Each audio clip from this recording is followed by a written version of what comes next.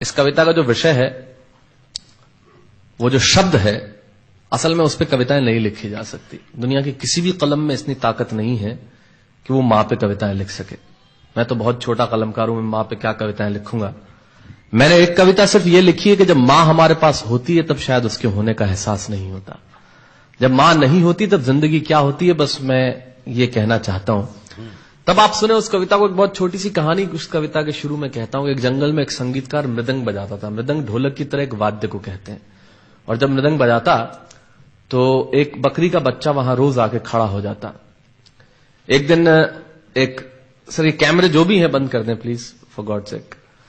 बकरी का बच्चा वहां खड़ा हो जाता आके, तो मृदंग जो बजाता था संगीतकार, उसने उस मेमने से एक दिन पूछ लिया कि यार तुझे क्या मेरा सुर, मेरी ताल, मेरी लय बहुत अच्छी लगती है जो तू रोज यहां चला आता है।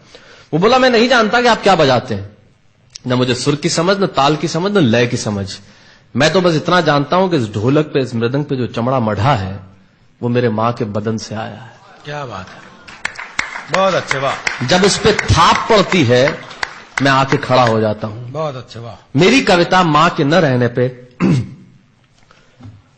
भीतर से पड़ी हुई थाप की कविता है, तब सुनाना चाहता हूं। इस कविता में अगर आपके आंसू बाहर की दुनिया की यात्रा करना चाहे तो रोकिएगा मत। अगर आपको ठीक लगे, जैसा कहता हूं जब मां नहीं होती तब जिंदगी क्या होती है। एक मुनव्वर राणा साहब का शेर उधार लेता हूं कि किसी के हिस्से में मकान आया, किसी के हिस्से में दुकान आई, मैं सबसे छोटा था, मेरे हिस्से में मां आई। क्या बात है, वाह वाह, बहुत अच्छा। तब कहता हूं कि कल जब उठकर काम पर जा रहा था तो अचानक लगा कि कोई रोक लेगा मुझे। कल जब उठकर काम पर जा रहा था तो अचानक लगा कि कोई रोक लेगा मुझे और कहेगा खड़ा खड़ा दूध मत पी, हजम नहीं होगा। मुझे लगा कोई कहेगा खड़ा खड़ा दूध मत पी, हजम नहीं होगा। 2 घड़ी सांस ले ले, अरे इतनी ठंड और कोट भूल गया, इसे भी अपने पास ले ले। मन में सोचा मां रसोई से बोली होंगी जिसके हाथों में सना आटा होगा।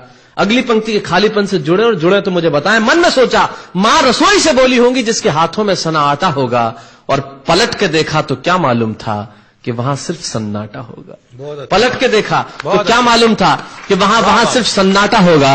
अरे अब हवाएं ही तो बात करती हैं मुझसे। जब कोई नहीं होता तब अंतरिक्ष बात करता है, निर्वात बात करता है, वैक्यूम बात करता है। तब कहता हूं अरे अब हवाएं ही तो बात करती है मुझसे। लगता है जब जाऊंगा किसी खास काम से तो कोई कहेगा दही शक्कर खा ले बेटा, अच्छा शगुन होता है। कोई कहेगा गुड़ खा ले बेटा, अच्छा शगुन होता है। पर मन इसी बात के लिए तो रोता है कि सब कुछ है मां, सब कुछ। जिस आजादी के लिए तुझसे मैं सारी उम्र लड़ता रहा। आपने अपने बचपन में देखा होगा, माए हमें टोकती है, यहां मत जा, वहां मत जा, ये मत कर, वो मत कर। तब हम आजाद होना चाहते हैं।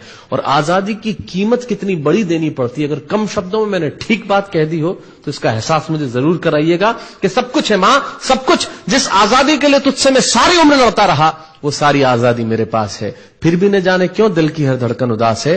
कहता था ना तुझसे मैं वही करूंगा जो मेरे जी में आएगा, और आज मैं वही सब कुछ करता हूं जो मेरे जी में आता है। बात यह नहीं है कि मैं जो चाहूं कर लूं, मुझे कोई रोकने वाला नहीं है।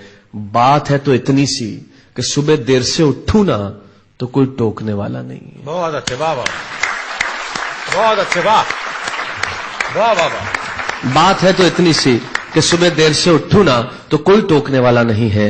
रात को देर से लौटूं तो कौन नाराज होगा भला। कौन कहेगा बार बार कि अब कहां चला। आप ही की जिंदगी के कुछ दृश्य चुराता हूं और आप ही को सौंपता हूं। रात को देर से लौटूं तो कौन नाराज होगा भला। कौन कहेगा बार बार कि अब कहां चला। दोस्तों के साथ घूमने पर उल्हाने कौन देगा। मेरे वो तमाम झूठे बहाने कौन देगा। सच कहा साहब, गम की चोटें जख्मों पे फौलाद से ज्यादा क्या होगी, और मां की दौलत दुनिया में औलाद से ज्यादा क्या होगी। तब कहना चाहता हूं कि रात को देर से लौटूं तो कौन नाराज होगा भला। कौन कहेगा बार बार कि अब कहां चला। दोस्तों के साथ घूमने पर उल्हाने कौन देगा। मेरे वो तमाम झूठे बहाने कौन देगा। कौन कहेगा कि इस उम्र में क्यों परेशान करता है। हाय राम ये लड़का क्यों नहीं सुधरता है। पैसे कहां खर्च हो जाते हैं तेरे, क्यों नहीं बताता है। सारा दिन मुझे सताता है। रात को देर से आता है, खाना गर्म करने को जागती रहूं, खिलाने को तेरे पीछे भागती रहूं, बहाती रहूं आंसू तेरे लिए। कभी कुछ सोचा है मेरे लिए। खैर मेरा तो क्या होना है और क्या हुआ है। इस बुढ़िया का तो क्या होना है और क्या हुआ है। तू खुश रह लेना यही दुआ है, और आज तमाम खुशियां ही खुशियां। जीवन में जो सर्वश्रेष्ठ एक पंक्ति जो ईश्वर ने मुझे सौंपी वो मैं आपको सौंपता हूं। कहीं कोई कविता नहीं है, एक बहुत सामान्य सी बात जो बहुत सामान्य ढंग से मैं कह रहा हूं, लेकिन गेट सेट गो जो मैंने किताब लिखी, शायद हिंदुस्तान की पिछले 3 सालों में सबसे ज्यादा बिकने वाली किताब वो रही। 14 भाषाओं में उसका अनुवाद हुआ। वाह में मैं रोज टीवी पे बोलता हूं, मेरे लाखों लफ्ज कुर्बान करता हूं सिर्फ उस एक पंक्ति पे जो ईश्वर ने मुझे सौंपी, और कहीं कोई कविता नहीं है।